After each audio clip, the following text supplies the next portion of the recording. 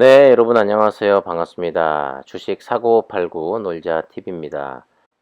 광복절 연휴 잘 마무리하고 계시죠? 가장 발빠른 소식을 전달해 드리고 있는 주식 사고 팔고 놀자. 과연 이 광복절 연휴에 어떤 소식들이 있는지 하나하나 알려드리도록 하겠습니다. 여러분들 뭐 투자하시는데 좋은 판단의 기준이 되었으면 좋겠습니다. 이 토요일, 일요일 그리고 오늘까지 각종 뉴스들을 계속해서 제가 체크를 했는데 확진자는 전 세계적으로 계속해서 느는 모양새고 다행히 주말을 맞아서 검사 건수가 좀 줄어든 관계로 오늘 우리나라의 확진자 수는 조금 감소하는 경향을 보였습니다만은 그래도 백신에 관한 이런 뉴스들이 상당히 많이 나와 있는 상태입니다. 자, 그 가운데서도 유럽 국가 아이슬란드 이 백신 무용론의 중심으로 떠오르고 있는데요. 무려 70%가 넘는 접종률에도 최근 신종 이 코로나 바이러스 감염증 이 확진자 수가 정점을 찍으면서 이 백신 실패를 주장하는 목소리가 일각에서 커지고 있다고 합니다. 이 감염병 전문가들은 백신의 치명률과 이 사망률 감소 효과가 뛰어나다고 이렇게 이야기하고 있고요. 또 다른 한편으로는 이 아이슬란드의 이 코로나 재확산을 근거로 백신 무용론을 펼치고 있다라고 합니다. 이들이 이 아이슬란드 사례를 내세운 건 백신 접종 이후 더 많은 코로나19 환자가 발생하고 있기 때문이라고 하는데요. 작년 12월부터였습니다. 이 접종을 시작했죠. 아이슬란드가. 그래서 지난달 2차 접종률 70%를 넘겼고 지금 우리나라도 집단 면역을 달성하기 위해서 70%의 기준을 두고 있습니다. 하지만 이달 들어서 1차 접종률 77%까지 달성을 했는데 결과적으로 지난달 말부터 델타 변이가 확산하면서 이 확진자 수가 또 함께 늘고 있다라고 합니다.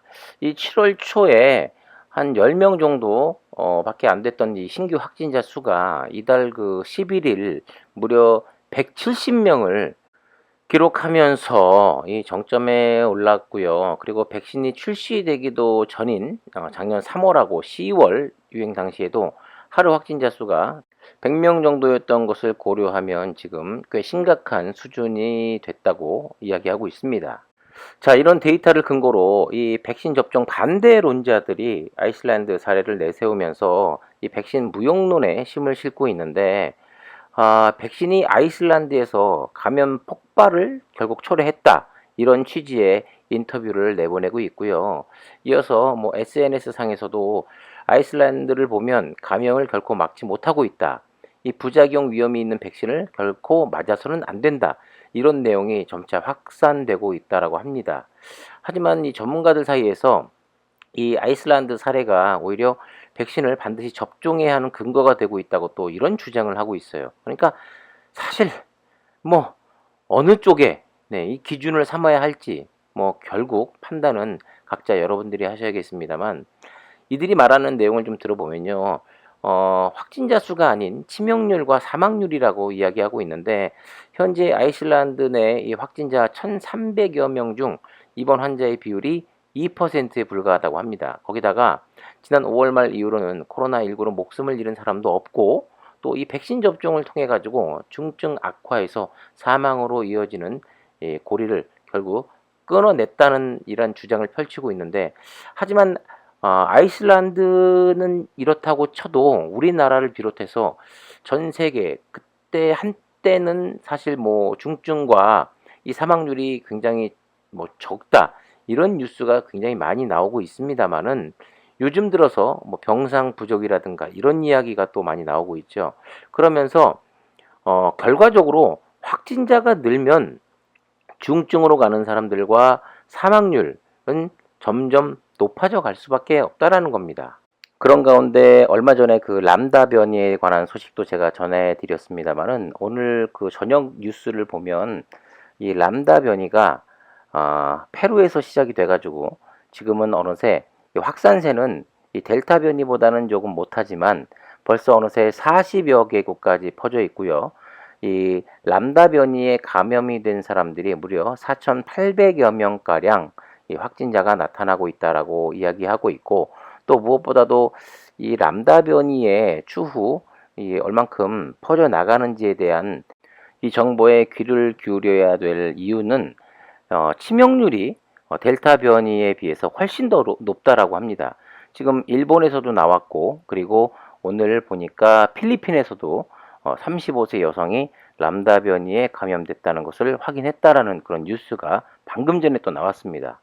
지금 의학계에서나 여러 전문가들이 이야기하고 있는 부분이 조금 조심스러운 부분인데, 바로 이 모든 그 방역 체계라든가, 그리고 이 백신, 또 이 백신으로 인해서 어쨌든 간에 맞으면 중증이라든가 사망률은 낮다라고 계속해서 이 사람들의 주장은 이렇습니다만은, 람다 변이가 또 다른 변수로 작용할 수 있고 완전히 백신을 무용지물 이렇게 만들어 버릴 수도 있다는 그런 주장이 또 일각에서는 계속 나오고 있거든요.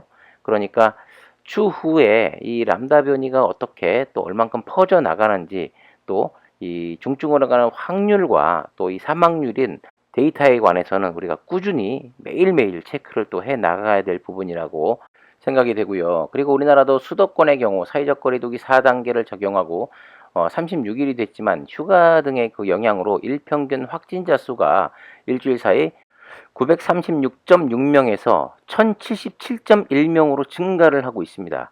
같은 기간 이 비수도권 역시 558.8명에서 703.1명의 증가세를 보이고 있고요. 그리고 중요한 게 이 전파력이죠.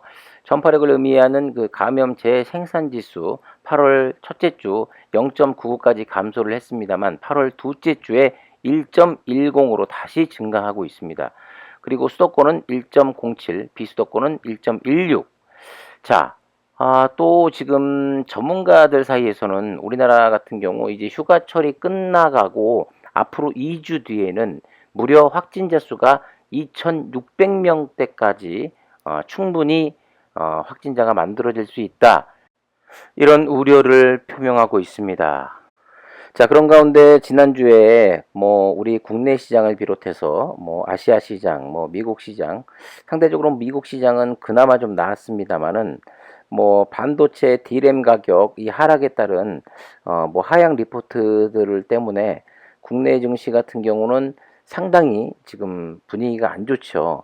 그런 가운데 반대로 이 제약바이오 쪽은 분위기가 조금 우호적인 방향으로 지금 돌아서고 있는 가운데, 이번 주 이제 내일부터 시작될 주식시장에서 과연 얼만큼 바이오와 진단키트 섹터 쪽으로 수급이 들어올지, 그리고 이 시장에서 이 바이오 쪽으로 분위기가 잘 형성이 될지 체크해야겠고요. 그리고 제가 지난 영상에서 또 말씀드렸다시피 최근 들어 시젠 같은 경우는 이 대차 잔고가 좀 감소하는 그런 데이터가 나오고 있거든요. 그러니까 대차 잔고의 이 감소 추이, 이 공매도의 그 현황 또 계속해서 꾸준히 체크해 보시기 바라겠습니다. 자, 그리고 백신에 관한 우호적인 입장, 그리고 부정적인 입장 계속해서 격돌하고 있죠. 이 코로나19 확산을 멈출 수 있는 방법으로 집단 면역 이 희망을 걸고 있습니다만, 결국은 델타 변이 때문에 이 현실화할 수 없는 환상으로 끝날 것이다 라는 이런 이야기가 나오고 있습니다. 인구의 60에서 70%가 백신을 맞으면 이 팬데믹이 사라진다고 가정했지만, 이 델타 변이의 위력이 집단 면역의 기준 자체를 달성 불가능한 수준으로 밀어 올리고 있다는 것인데요. 미국의 이 그레드 폴랜드 이 백신 연구소장이 우리가 집단 면역에 도달할 건가라고 반문하고, 그럴 가능성은 거의 없다. 95%의 높은 백신 접종률로도 달성할 수 없을 것이다 라고 이야기하고 있습니다. 상당히 암울한 그런 소식임에는 분명한 것 같습니다. 그렇기 때문에 물론 아직까지는 어디까지나 이분도 예측을 하고 있는 한 학자에 불과합니다만은, 우리가 여러 가지 데이터로도 알 수가 있죠. 백신으로 인해서 상당히 감염자 수가 줄었습니다만은 또 다른 변이로 인해서 지금은 다시금 전 세계가 델타 변이에 거의 95% 이상이 감염되고 있는 실정이고, 또 델타 변이에 이어서 아까 제가 말씀드린 바와 같이 람다 변이까지 또 새로운 변이가 계속해서 만들어지고 있고 우리를 위협하고 있는 상황입니다. 네, 이렇게 여러 가지 주말에 또 연휴에 있었던 소식들을 전달을 해드렸습니다. 내일부터 또 새로운 장이 펼쳐질 텐데 지난주에 이어서 이번 주에도 바이오 쪽에 훈풍이 계속 불어주는지, 그리고 새롭게 진단키트 쪽에서도 큰 상승을 이끌어낼 수 있는 그런 좋은 소식과 더불어 상승의 소식이 계속 들려올 수 있을지 잘 체크를 하고 기대를 해 봐야 될 것 같습니다. 얼마 남지 않은 연휴 잘 보내시고요. 구독과 좋아요, 알림 설정도 부탁드리겠습니다. 가장 발빠른 소식을 전달해 드리는 주식 사고 팔고 놀자 TV, 여기서 인사드리겠습니다. 감사합니다.